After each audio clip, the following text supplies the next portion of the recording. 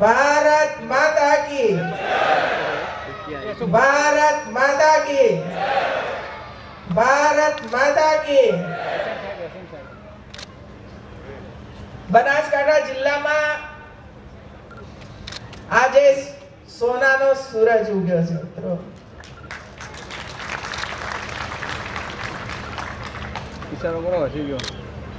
પાણીની અને સિંચાઈની બંને યોજનાઓ જે લગભગ 500 કરોડ કરતા પણ વધારે ખર્ચ કરીને રાજ્ય સરકારે આજે તમારા બધા સમક્ષ એનું ઉદ્ઘાટન કર્યું છે। અને આ ઉદ્ઘાટનમાં આપણા કેન્દ્રીય મંત્રી શ્રી હરિભાઈ ચૌધરી, મંત્રી શ્રી રમણભાઈ વોરા, વિજયભાઈ રૂપાણી, શંકરભાઈ ચૌધરી, જયેશભાઈ રાદડિયા, સંસદીય સચિવ શ્રી રણછોડભાઈ, જિલ્લા પંચાયતના પ્રમુખ ભાઈ શ્રી સુખદેવજીજી, ધારાસભ્ય અને જિલ્લા ભાજપના પ્રમુખ શ્રી કેશાજીભાઈ, ધારાસભ્ય શ્રી પરબતભાઈ, બનાસ ડેરીના ચેરમેન શ્રી પરથીભાઈ, પૂર્વ ધારાસભ્યશ્રીઓ, સંગઠનના સૌ હોદ્દેદારો, પાણી પુરવઠા અને સિંચાઈના સૌ સચિવશ્રીઓ, ભાઈઓ બહેનો, વિશાળ સંખ્યામાં ઉપસ્થિત માતાઓ, સમાજના સૌ વડીલો, ભાઈઓ અને બહેનો, પત્રકાર ભાઈઓ, આજે બનાસકાંઠાનું દ્રશ્ય કંઈક જુદા જ પ્રકારનું દેખાય છે। જે બનાસકાંઠો આજથી 15 વર્ષ 17 વર્ષ પહેલા હતો એના કરતા આજે જુદું દ્રશ્ય આપણને બનાસકાંઠા જિલ્લાની અંદર દેખાય છે। હું તો 1998 થી રાજ્યની અંદર વિવિધ વિભાગો સંભાળતી આજે આપણી પાર્ટી અને તમારા બધાઓના આશીર્વાદથી ગુજરાતની 6 કરોડની પ્રજાની સેવા કરવાનો તક પ્રાપ્ત થયો છે। અને એની ખુશી છે આજે કે બનાસકાંઠા જિલ્લાને જે સદાય પાણી માટે વલખા મારતો હતો, ચારે બાજુએ ધૂળની ડમરીઓ ઉડતી હતી, જમીનોની અંદર એવા ટુકડા જેની અંદર કોઈ પણ પાક ન ઉત્પન્ન થાય, ક્યાંય પાણી ન મળે, શિક્ષણની અવ્યવસ્થાઓ હોય, આરોગ્યની સેવાઓ પ્રાપ્ત ન થતી હોય એવો બનાસકાંઠા જિલ્લો ભૂતકાળમાં હતો। અને આજે આપ સૌની વચ્ચે મારે એટલું ચોક્કસ કહેવું છે કે ગુજરાતના તમામ જિલ્લાઓની અંદર ધીરે ધીરે કરીને બનાસકાંઠા જિલ્લો શ્રેષ્ઠ જિલ્લો બનવા તરફ આગે કદમ કરી રહ્યો છે મિત્રો। આજે અમારા બંને વિભાગના અધિકારીશ્રીઓએ જે કઠિનમાં કઠિન કામ હતું એ ટેકનોલોજીનો ઉપયોગ કરીને એ કામને આજે પાર પાડી દીધું છે અને ગામ સુધી નહીં પણ ઘર સુધી પીવાનું પાણી પહોંચાડી દીધું છે। હું 4 ગામના ભાઈઓ બહેનો સાથે વિડિયો કોન્ફરન્સ કરીને આવી અને એ ગામના ભાઈઓ બહેનો ના મોં ઉપર મને જે ખુશી દેખાતી હતી, જે આનંદ દેખાતો હતો અને જે શબ્દો મારી સામે તેઓ બોલતા હતા એનાથી અમે બધા પણ ગદગદિત થયા હતા કે એ આ પ્રજાએ વર્ષોના વર્ષો સુધી દુઃખ સહન કર્યા હતા। પણ ભાઈઓ અને બહેનો હું એટલો જરૂર કહીશ આપ બધાઓને કે આ ભારતીય જનતા પાર્ટીની સરકાર છે, તમને હવે કોઈ પણ પ્રકારનું દુઃખ ન પડે એ જોવાની જવાબદારી અમારા સૌની છે મિત્રો। ચાહે આરોગ્યની સેવાઓ હોય કે પાણી પુરવઠાની યોજનાઓ તમારા સુધી પહોંચાડવાની હોય કે શિક્ષણ તમારા સુધી પહોંચાડવાનું હોય કે રોડ કે રસ્તાઓ બનાવવાની સારી સગવડો તમને આપવાની હોય, એ બધાની અંદર કરોડો કરોડો રૂપિયાનો ખર્ચ કરીને રાજ્ય સરકાર કામ કરી રહી છે। મારા પૂર્વ વક્તાઓએ ઘણી બધી વાત તમારી સમક્ષ કરી છે અને એટલા માટે હું એમાં દોહરાવા માંગતી નથી બહેનો, પણ સૌથી વધુ ને વધુ પાણીના મામલાની અંદર જો કોઈ દુખી હોય, કષ્ટ વેઠ્યા હોય, પરિશ્રમ કર્યો હોય તો તે મારી ગુજરાતની માતાઓએ કર્યો છે। 50 ફૂટ પાણી હોય, 100 ફૂટે પાણી હોય, દોરડાથી પાણી ખેંચવાનું, 2 માટલા માથે ઉપાડ્યા હોય, હાથની અંદર ડોલ પકડી હોય અને એક હાથની અંદર બાળકને લઈને ચાલતી હોય અને ભાગોળની અંદર 1 વેદ 2 વેદ જેટલી રેતી હોય, એની અંદરથી તડકો કે છાંયડો કે વરસાદ જોયા વગર માત્ર ને માત્ર પરિવારને પાણી પીવા મળે એવા એક પરિશ્રમ સાથે એ વર્ષોના વર્ષો સુધી કામ કરતી રહી બહેનો. મેં પણ આ મારી જિંદગીની અંદર કામ કર્યું છે, પાણી ખેંચ્યું છે, માથે માટલા ઉપાડ્યા હતા. અને અનેક બહેનો જ્યારે મળતી હતી ત્યારે કહેતી હતી કે બેન હવે તો માટલા માથેથી છોડાવો, માથાના વાળ જતા રહ્યા. આ શબ્દો બહેનો તમારા હતા. આજે તમારે અને નવી આવતી પેઢીને ક્યાંય પણ માથે માટલા નહીં ઉપાડવા પડે અને કૂવામાંથી પાણી નહીં ખેંચવું પડે. ઘરમાં બેસીને જ બધું કામ આરામથી મારી માતાઓ કરી શકે એટલી સુંદર વ્યવસ્થા કરીને આજે તમને સમર્પિત કરી છે. સિંચાઈનું પાણી જોઈએ તો સિંચાઈના પાણી માટે પણ દાંતીવાડા ડેમની અંદર પાણી નાખીને સિપુર જળાશય સુધી પાણી પહોંચાડીને આસપાસના 6-7 તાલુકાઓની અંદર પણ સિંચાઈ થાય એના માટેનો કામનો આરંભ આજે આપણે કર્યો છે. અને એટલે ખેડૂતોની આર્થિક સ્થિતિની અંદર સુધારો થાય એના માટે રાજ્ય સરકારે પાછું વળીને જોયું નથી. મિત્રો, નવી ટેકનોલોજીની આવશ્યકતા હોય તો એ કામ પણ પૂરું કર્યું છે. આપ કલ્પના કરો, આપણે તો 5 મજલાવાળા મકાનો જોયા હશે કે 10 મજલાવાળા મકાનો જોયા હશે, પણ અહીં જે કામ થયું છે તે 45 માળ જેટલું પાણી ઉપર ચડાવીને તમને પાણી પહોંચાડ્યું છે. મિત્રો, નજર કરીએ તો ઉપર જોઈ ન શકાય એવા 45 માળ જેટલો ઊંચાઈએ પાણી પહોંચાડીને આપ સૌના ત્યાં આ પાણી પહોંચાડવાનું ભગીરથ કાર્ય રાજ્ય સરકારે કર્યું છે, જેમાં હજારો હોર્સ પાવરથી મોટરો મૂકવામાં આવી છે.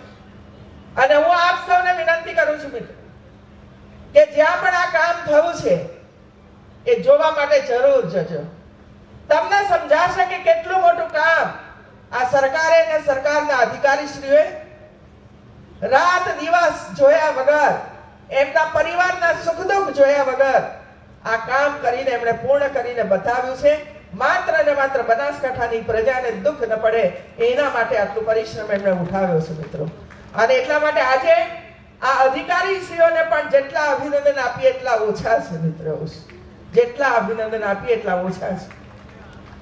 મેં કાટ ખાઈ ગયેલી પાઇપો જોઈ. પાઇપોની અંદર પાણી વર્ષો સુધી ગયું અને ખારાશ વાળું પાણી હોવાને કારણે અંદર પથ્થર થઈ ગયો. અને અંદર પથ્થર હોવાને કારણે જે ફોર્સથી પાણી જવું જોઈએ એ ફોર્સથી પાણી ન જાય.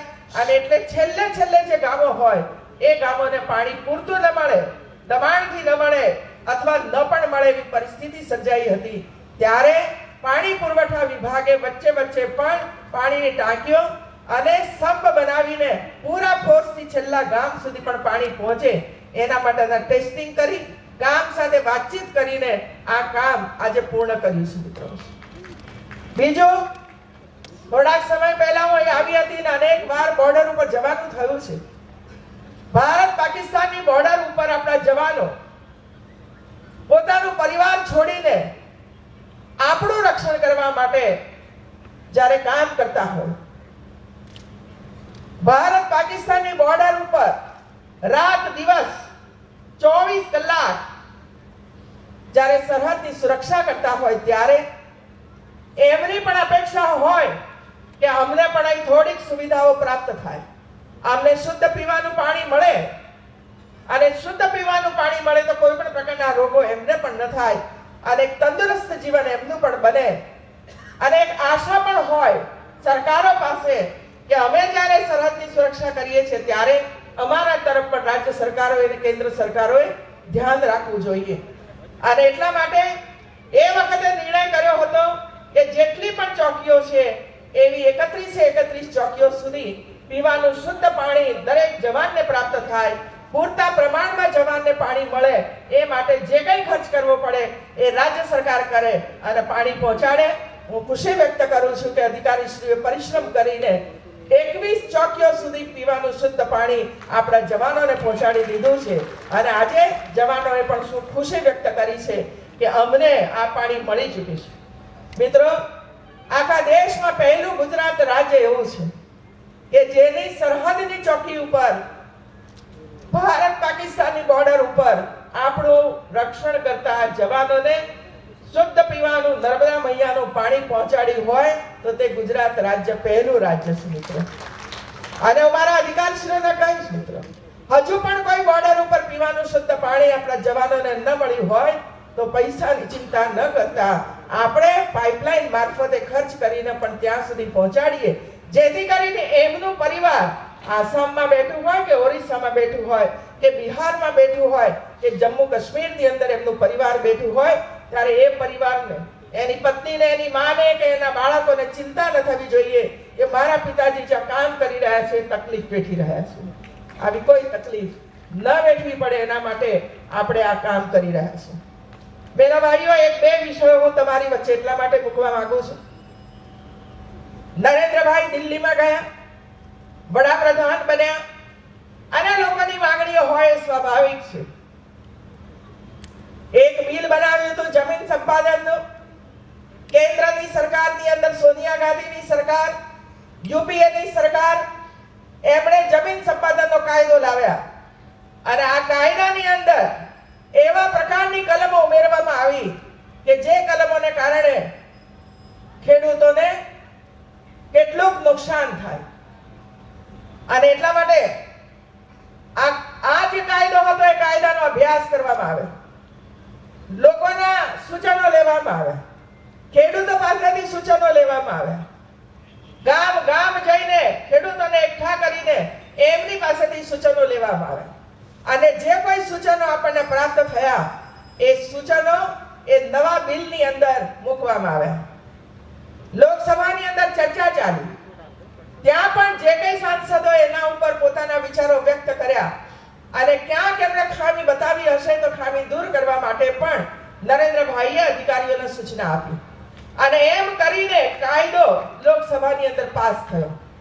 લોકસભાની અંદર કાયદો પાસ થયા પછી રાજ્યસભાની અંદર કાયદો ગયો, પણ રાજ્યસભાની અંદર આપણી બહુમતી ન હોવાને કારણે એ કાયદો પસાર નથી કરાવી શક્યા.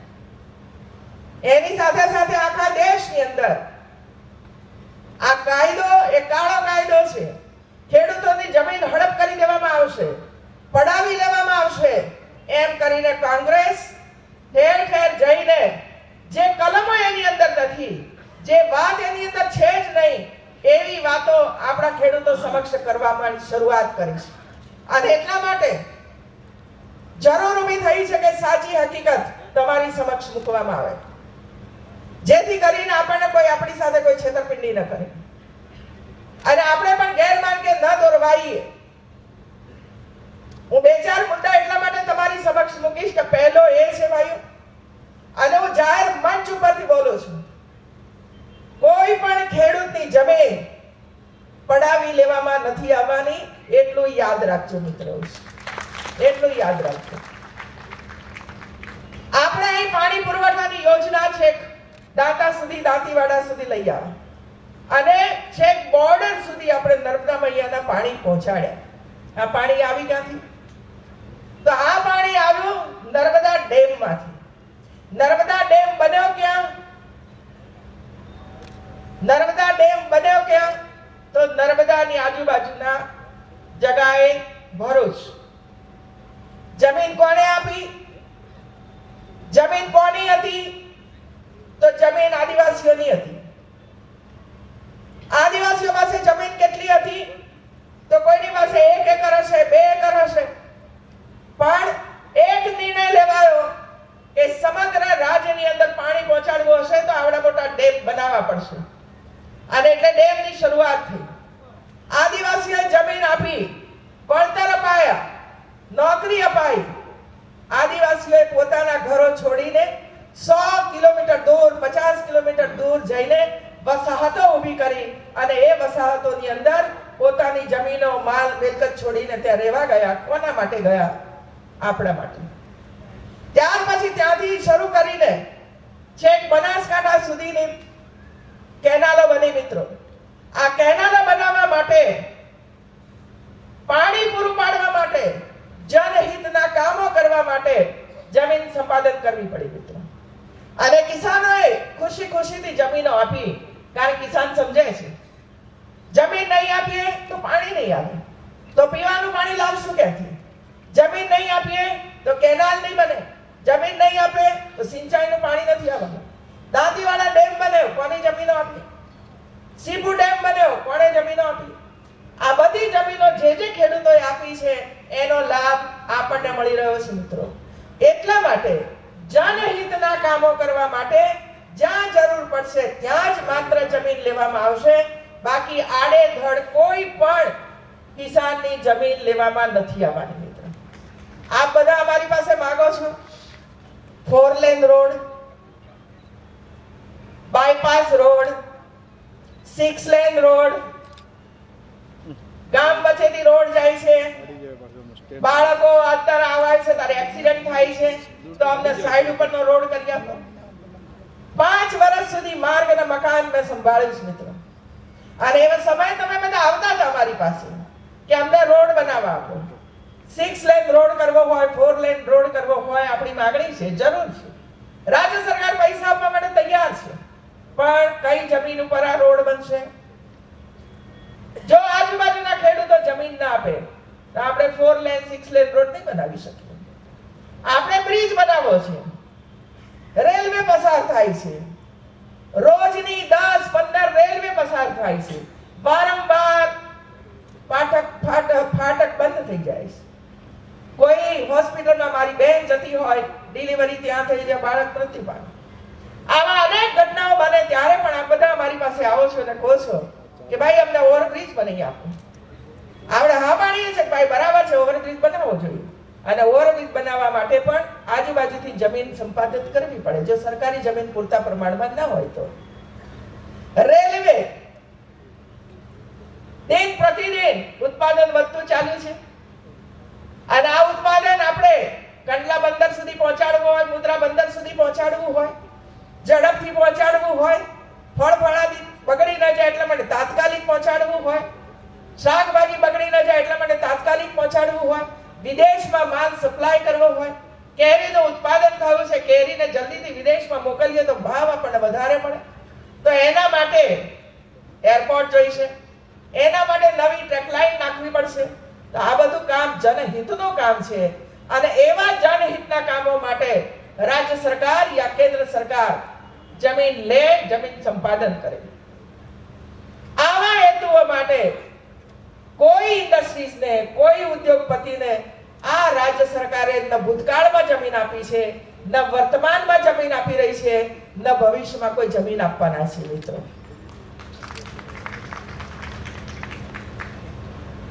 વાઇબ્રન્ટ ગુજરાતની અંદર 25 લાખ કરોડના એમઓયુ સાઇન થયા મિત્રો.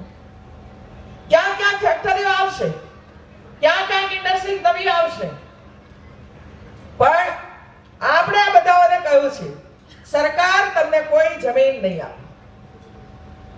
ખેડૂતો પાસેથી હવે જમીન લઈએ અને હવે તમને આપીએ એમ બનવાનું નથી.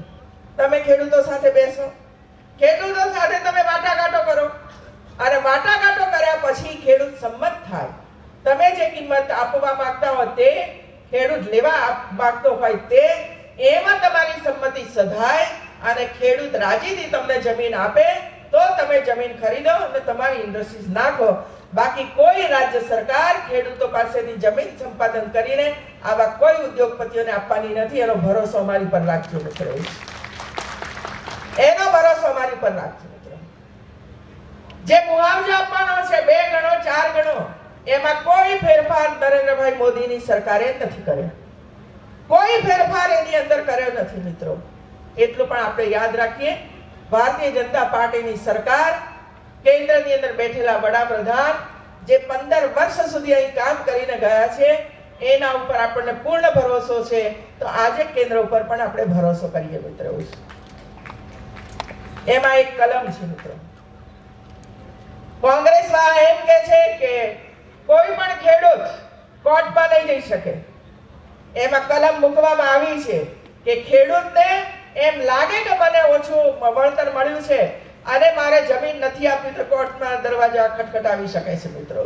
એ કાયદામાં પ્રોવિઝન કરવામાં આવ્યું છે. બીજું પ્રોવિઝન એની અંદર મૂકવામાં આવ્યું છે કે નાના મોટા કામો માટે કોઈ ઇશ્યુ જ ઉભો થાય તો તાલુકા લેવલે અને જિલ્લા લેવલની કમિટીઓ બનશે કે જેથી કરીને નાના મોટા પ્રશ્નો માટે તમારે ક્યાંય ન જવું પડે, લોકો અંદર જ એ પ્રશ્નોનો ત્યાં ને ત્યાં નિકાલ થઈ જાય. અગાઉના કાયદાની અંદર એમ હતું કે જમીન સંપાદન કર્યા પછી 5 વર્ષની અંદર જો કામ ન થાય તો સંપાદિત કરેલી જમીન એ ખેડૂતને પરત કરવી. આપણે આની અંદર સુધારો કર્યો છે મિત્રો.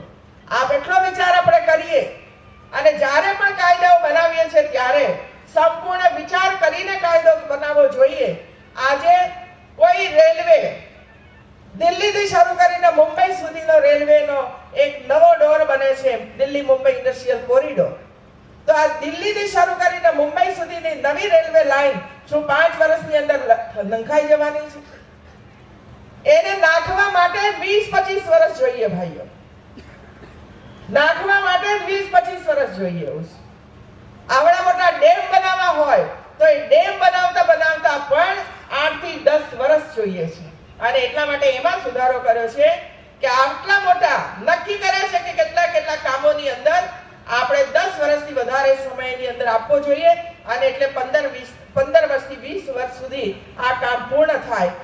અને જેટલી જમીનની આવશ્યકતા હોય એનાથી 1 ઇંચ જમીન પણ વધારે લેવાની નથી, એ પણ એની અંદર જોગવાઈ કરી દેવામાં આવી છે. અને છેલ્લે એ પણ કહેવામાં આવ્યું છે કે રાજ્ય સરકારોને કેન્દ્રએ પાસ કરેલો કાયદો સ્વીકારવો ન હોય તો ન સ્વીકારે, કારણ કે જમીન એ કન્કરન્ટ લિસ્ટની અંદર આવે છે. એમાં સુધારા વધારા કરવા હોય તો રાજ્ય સરકારોને છૂટ આપવામાં આવી છે મિત્રો. એવો ને એવો પારિત થયેલો કાયદો કોઈ રાજ્ય સરકારને સ્વીકારવો તો સ્વીકારે અને એમાં કોઈને ફેરફાર કરવો હોય તો ફેરફાર કરે અને ફેરફાર કરેલો કાયદો એ જે તે વિધાનસભામાં પાસ કરીને એ આગળ વધે એટલી ફ્લેક્સિબિલિટી આ કાયદાની અંદર નરેન્દ્રભાઈ મોદીની સરકારે મૂકી છે. અને એટલા માટે ભાઈઓ બહેનો અસ્વસ્થ કરાવું છે તમને બધાઓને કે આપણી સરકાર કોઈ પણ ખેડૂતની જનહિત સિવાય કોઈ જમીન ખરીદવાના નથી. આટલું યાદ રાખજો મિત્રો. તમે કહેશો કે 4 લેન રસ્તો બનાવવો છે તો અમે જમીન સંપાદન કરશું અને જો જમીન તમારે ના આપી હોય તો 4 લેન રસ્તો નહીં બનાવીએ. આટલું છે ભાઈ, સીધે સીધું. તમે બધાએ અહીં જમીન આપી. ખરા ઉનાળામાં હું અહીં આવતી હતી, ગામડે જતી હતી, તમને બધા સર્વસંમતિથી જમીનો આપી. ત્યારે જઈને આ કેનાલો બની. આ પણ જનહિતનું કામ છે. અને હવે આપણે એમ કહીએ કે આગળ કચ્છમાં પાણી લઈ જવા માટે જમીન આપવી પડે અને આપણે એમ કહીએ કે ના અમે નહીં આપીએ તો કચ્છની ધરતી સુધી આપણે પાણી કેવી રીતે પહોંચાડીએ? જો ભરૂચ નર્મદાના આદિવાસી જમીન એટલા માટે આપે છે કે આ અમે આપીશું તો જ કચ્છ અને બનાસકાંઠામાં પાણી પહોંચવાનું છે. આટલી ઉદાર ભાવનાથી આપણે કામ કર્યું છે મિત્રો. અને આ જ આપણી સંસ્કારિતા છે. આ જ આપણી સંસ્કારિતા છે. બીજાના માટે ત્યાગ કરવો અને બીજાને પણ સુખ સુવિધાઓ એટલી જ પ્રાપ્ત થાય એના માટેનો આ સતત પ્રયાસ છે મિત્રો. અને એટલા માટે આપણે કામ કરી રહ્યા છીએ. અને છેલ્લી વાત ટોયલેટની તો હોય જ. બહેનો માટે ટોયલેટ મારો જ્યારથી પણ મેં આ ચાર્જ સંભાળ્યો છે ત્યારથી આખા ગુજરાતની અંદર ઘર ઘર ટોયલેટ બનાવવા માટેનું એક અભિયાન ચલાવીએ છીએ. હું આપ સૌને વિનંતી કરું છું કે આ અભિયાનની અંદર આપ સૌનો મને સહયોગ જોઈએ છે. ડેરી હોય તો ડેરીના બધા જ અધિકારીઓ અને ડેરી સંચાલન કરનાર સૌ ભાઈ બહેનોને મારી નમ્ર વિનંતી છે કે તમારી ડેરીની અંદર આવનાર બેન એના ઘરે પણ ટોયલેટ બને એના માટે પણ તમારે અભિયાન ચલાવવું પડે મિત્રો. ટોયલેટ સાથે માનવીનું જીવન સંકળાયેલું છે એટલું નહીં, પણ ટોયલેટ સાથે બહેનોનું સન્માન જળવાયેલું છે. ટોયલેટ સાથે બહેનોનું ગૌરવ જળવાય છે મિત્રો. અને હવે જ્યારે આપણી સરકાર કૂદકે ને ભૂસકે જ્યારે આગળ વધી રહી છે ત્યારે આ એક કલંક શા માટે રાખવાનું? પાણી મળી ગયું, સિંચાઈમાં આપણે આગળ વધી રહ્યા છીએ, સરસ મજાના રોડ બન્યા છે, કેનાલો બનાવીએ છીએ, નવી નવી ઇન્ડસ્ટ્રીઝ આવી રહી છે, યુવાનોને રોજગારી પ્રાપ્ત થઈ રહી છે, આરોગ્ય આરોગ્યની નવી સેવાઓ આવી રહી છે, નવી હોસ્પિટલો બની રહી છે, નવી મેડિકલ કોલેજો બની રહી છે, નવી નવી યુનિવર્સિટીઓ બનાવી રહ્યા છીએ. આટલું બધું સુંદર કામ પૂરા દેશની અંદર શ્રેષ્ઠતર કામ ગુજરાત જ્યારે કરી રહ્યું છે, ત્યારે એકમાત્ર કલંક આપણું છે મિત્રો, અને એ છે ટોયલેટ વગરનું ઘર. તો આ કલંકને આપણે મિટાવવું છે, આ કલંકને મિટાવવું છે. અને એ કલંકને મિટાવવા માટે ક્યાંક પણ 2-5 હજાર રૂપિયાની જરૂર કોઈ ફેમિલીને મળે તો એના માટે દાન દક્ષિણા પણ આવી રહી છે. અને જેમણે પણ ટોયલેટ બનાવવા માટે આજે પોતાનું ફંડ આપ્યું છે, એમને પણ હું ખૂબ ખૂબ અભિનંદન આપું છું મિત્રો. તો આજના પ્રસંગે જરા પાણીને વગેરે મળ્યું છે, ત્યારે આપણું આ કલંક પણ દૂર થાય અને એક આખા દુનિયાની અંદર એમ કહી શકાય, આખા દેશમાં એમ કહેવાય કે જાઓ ગુજરાતમાં એક પણ વ્યક્તિ બહાર ખુલ્લામાં ટોયલેટ જતી નથી. આ સપનું મારું એકલીનું નહીં, આપણા બધાનું આ સપનું હોવું જોઈએ મિત્રો. ગંદકીમાંથી મુક્તિ મેળવવી હોય, રોગચાળામાંથી મુક્તિ મેળવવાની હોય, અને એકવાર રોગચાળો ફાટી નીકળે છે ત્યારે કેવી સ્થિતિ થાય છે એ હમણાં સ્વાઇન ફ્લૂ વખતે આપણે બધાએ જોયું છે મિત્રો. સ્વાઇન ફ્લૂ આવ્યો અને એ વખતે જે ગભરામણ બધાને થતી હતી એનું કારણ ગંદકી છે. ખુલ્લામાં જાજુ જવાને કારણે માખીના મચ્છરને જીવાત પેદા થાય છે. એને કારણે આવા નવા રોગો જ્યારે ઊભા થઈ રહ્યા છે, ત્યારે આપણે એક અભિયાન ચલાવીએ, સંકલ્પ કરીએ કે મારા ઘરની અંદર ટોયલેટ હોવું જોઈએ. ટોયલેટ વગરનું ઘર ન હોય, ટોયલેટ વગરનું ગામ ન હોય, ટોયલેટ માટેનો જિલ્લો ના હોય, ટોયલેટ વગરનું રાજ્ય ના હોય. એ સંકલ્પ સાથે આજે આપણે આગળ વધીએ. આપ સૌએ અમારા બધાઓનો ભાવભર્યું સ્વાગત કર્યું છે બદલ હું આપ સૌનો ખૂબ ખૂબ આભાર વ્યક્ત કરું છું. અને ફરીથી પાણી પુરવઠા અને સિંચાઈ વિભાગના અધિકારીશ્રીઓએ જે જહેમત ઉઠાવીને આ કામ પૂર્ણ કર્યું છે એ બદલ એમને પણ અભિનંદન આપીને મારી વાત અહીં પૂર્ણ કરું છું. જય જય ગરીબ.